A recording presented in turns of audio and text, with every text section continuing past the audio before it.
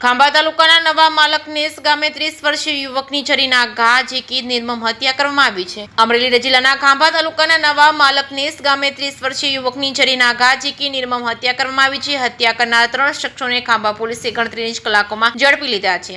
ખાંભા તાલુકાના નવા માલકનેસ ગામે હત્યાની ઘટના પ્રકાશમાં આવી છે। નવા માલકનેસ ગામે ગત શનિવારના રોજ 30 વર્ષીય યુવક મેહુલભાઈ પુંજાભાઈ સોલંકીની 3 શખ્સોએ છરીના 10 જેટલા ઘા ઝીકી નિર્મમ હત્યા કરી હતી। હત્યાની ઘટના બનતા જ એવા નાના એવા ગામમાં અરેરાટી વ્યાપી ગઈ હતી। યુવકના મૃતદેહને રાજુલા સિવિલ હોસ્પિટલ ખાતે પીએમ અર્થે ખસેડવામાં આવ્યો હતો। ત્યારબાદ ખાંભા પોલીસે હત્યાનો ગુનો નોંધી આરોપીને પકડી પાડવા તપાસનો ધમધમાટ શરૂ કર્યો છે। ત્યારે ખાંભા પોલીસે ગણતરીના દિવસોમાં જ હત્યા કરનાર 3 આરોપીને ઝડપી લીધા હતા।